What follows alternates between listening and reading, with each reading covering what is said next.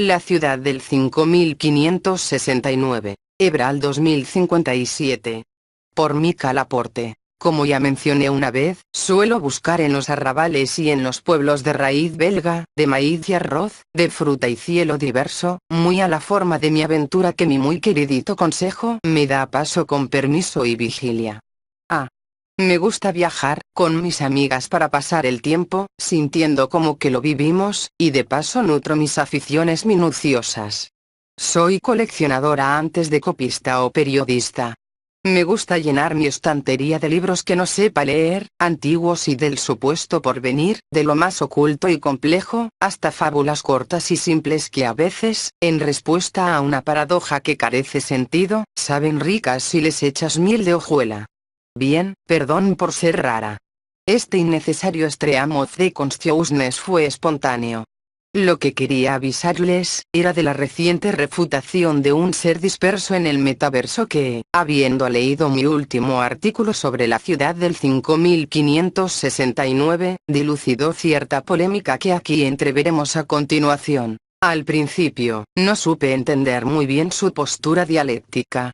Apenas hablaba español, lo que automático significa que se crió en algún pueblo disperso lejos del alcance del Gran Consejo. Lo leí en una revista de misteriosa divulgación. La Ruja es un magazine de temas diversos, no se encuentran motivos concisos para abolirla, que en ciertas ocasiones alude a temas del arte y las paradojas patafóricas. No soy tanto lectora de escritos de índole poética que pretenden a pura maña devorar y destruir el hermoso idioma que hablamos. Hay cierta estética, que respeto pero no sé si comprendo, que intenta ser, con cual sea imagen, una reducción a un posible y muy raro ámbito. Algunos encuentran terror en aquellos laberintos de lo extraño y las pausas que se repiten detrás de cada poema posible de concepción, pero verlo todo como un absurdo, ahí está la ilegalidad de nuestro tiempo manifestacionista. A partir del estudio del hiatus rítmico de Verwegen, 2033, por ejemplo, se han diseñado narrativas positivas donde, de acuerdo a su constante mayor a la raíz cuadragesimal de la suma promedio de la densidad ficciónica imperante, o vector cree, añadido al valor de K, límite de espacio narratológico, proyectado claro, por alguna bella e ideal manivela del superarduz que lo carga, ambientes increíbles que se ocupan en plazas infantiles y lugares de alta fluctuación de positividad, donde mayor será su probable alusión a una novedad afable, donde la probabilidad de una sonrisa está más presta para fabricarse así Columbe 2050.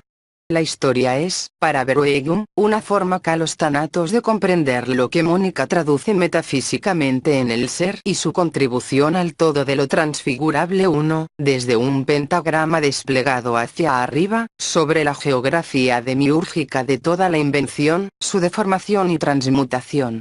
Me desvío un poco, lo que iba diciendo es que en esta rara revista, encontré unos escritos sin autor que a modo de ensayo caoísta, refutaban mi interpretación sobre el cuento de Diplonto, que resumía, a veces de forma paródica agrede, que ciertos valores matemáticos podían generar una serie de sucesos que formarían un mundo, que después lo construirían y acabada la serie de patrones repetibles, terminaría en un súbito final. El fin, como el principio, son teoremas muy.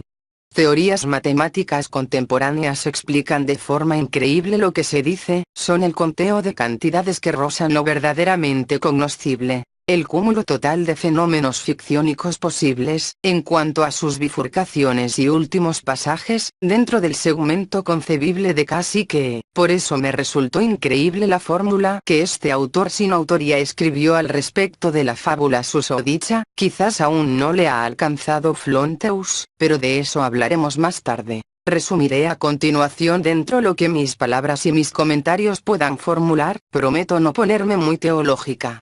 El artículo, dedicado a una tal Mica Laporte, a lo cual me hago directamente aludida. Comenzó recordándome con gran énfasis de la idea de metáfora de la fábula, en cuanto a que un número, cual sea, defina el final de todas las posibles operaciones matemáticas posibles, dentro de la total cognosis visión de dicho mundo. algo que yo he obviado en mi pesquisa, además de que pensar en esa idea me trajo confusión al intentar, dentro de mí misma, en medio del mar, vislumbrar un mundo así, que se cimbrara de un valor de apenas 4 dígitos. No sé cómo serían los fractales de las hojas de sus árboles, o los fondos difusos de sus avenidas y sus tiendas, debió ser muy primitivo, casi intangible o perdurable. Luego me mostró unas fórmulas esotéricas antiguas que querían llegar o acercarse al número antedicho. Creo que por ahí vi dibujado un polígono de 55, 69 picos, y de alguna forma era bello, ignoto y secuencial. Creo que algunas líneas que parecían rectas y ondulares al mismo tiempo me atraparon durante unos segundos. Después la edición de La Ruja le dedicó 12 hojas de 5569 cubos de IRX, y leí la señalización que hizo el autor sin nombre, que el sentido último de las ilustraciones era pues, que el lector encontrara los 5569 pentagramas dentro de cada cubo, que el vacío estaba compuesto, aseguró, por esta anatema cantidad elevada a sí misma, que ese era el nido, lago de seres de 5569 dimensiones que conciben y comandan la estructura predeterminista universal, donde lo que el más glorioso oído apenas podía interpretar en un segundo, de forma abstracta y ambigua, dentro de aquel segundo dividido en 5569 finitésimas de segundo que transcurren en el conocimiento de estas magnas esfinges, creadoras de las 5569 disciplinas de los 5569 multiversos existentes, dentro de 55 galaxias, en 69 planetas, de 55 dobles fuerzas constructoras en un núcleo de 5569 caras que lo piensa. Era el punto central de todas las realidades existentes y concebibles aún, decía. Continuó describiendo en largos párrafos el largo almacén de posibles sucesos que este número, en sus cuadraturas como en sus triples sumas posibles, ya sea multiplicándose o factorizándose a sí misma, podía generar durante la cantidad de tiempo también, en sí misma, señalada. Cuando de alguna forma sentí que también iba hacia el infinito, estaba a punto de darle la razón y casi que gritaría muy fuerte, ¡ajá! Pero no fue así, pues el tono de lo narrado cambió a un clima transgénico nihilista que, en vez de resaltar las virtudes de la tierra y lo posible, como hacía Zaratustra, se tornaban tan depresivas como el Nihil Novum de Coronel Urtecho. Dijo que aún es un prefijo blasfemo, que como Teopompo creía, somos tan solo órganos de lo que es, por lo cual el futuro era algo que ya fue, lo confutó diciendo que ese es precisamente el límite que sufraga este inmoral número, que aún no podemos pensar el futuro independientemente del pasado, que aún son fuerzas pares. Pensé en un momento en el y que propuso Charles y que tantos resultados causa aún. No, era tonto pensar que supusiera lo mismo. ¿Acaso pronosticó la imposibilidad del tiempo de funcionar con más de un binario de fuerzas contraproductoras? ¿Pero negar el futuro, Reale? ¿O pensó en 5569 futuros y pasados, cohesionados entre sí, dentro de la un presente? MNH. Escéptica, no es que me haya quedado sin respuesta.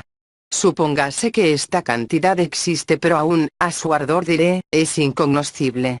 Pongamos un límite, digamos, el registro más alto de densidad ficciónica que se conoce, el árbol Ciracufra, que según Carfócrates, en el hemisferio austral posee un árbol mundo de 889 de supraunidades transfinitas de energía. Charles II. Feipung y otros poetas contemporáneos lo juzgan como el árbol donde todas las músicas suenan, todas las fábulas son representadas, todas las materias existen. Verdaderamente digo que si el todo existe compactado en alguna parte, cosa que da risa, sería allí, en el árbol Ciracufra de Graveden Cagnoyums, 2053 Feipung H. La hermenéutica más obvia de esta afirmación es hundirse en el sarcasmo del Omega y el Aleph, un final de repeticiones de todos los mundos, de todos los tiempos, de todas las músicas, de todas las geografías, todas las nomenclaturas culturales posibles, y dice este herético autor sin autoría, todo pasa ahora, el pasado y el futuro están muertos, están en el 5569. como no existen se le suplanta por infinito, así como biólogos de hace 3 siglos solían suplantar su comprendimiento del origen del Apteryx o el Lagopus spoticus por la causa creadora o un proceso no sabemos cuál 3. Supóngase que sí se sabe, y a la vez que se saben todas las cifras posibles y concebibles numeradores que transcriban escaleras para llegar a esa cifra, ¿no daría ya lo mismo llamarle 5569, 666, 999? Creo que ya vieron el aprieto en el que estoy, ¿no? Por cierto, un saludo a mi gran amiga mitoneuta, gracias por el aviso. 1. Esta idea se expande en el concepto de software Theosophic. 2. Si bien, Matriz hoy en día, tiene una densidad ficciónica total de 579 ch, pienso ahora meditativa, que haber planteado ya la cuestión es un progreso significativo. Por cierto, para el mejor comprendimiento acerca de las supramagnitudes transfinitas de energía de Charles, remito al grandísimo libro que publicó de manera póstuma el Dr. Starkus Flonteus en el 2039 de Transfinite Supramagnitude et Fictionic Energie, publicado por John Watts y Marcius. Según sé, considerado un estudio de lo aún concebible matemáticamente. 3. Véase el prólogo de On the Origin of Species, Darwin, 1859, donde se discuten las explicaciones primigenias del profesor R. Owen.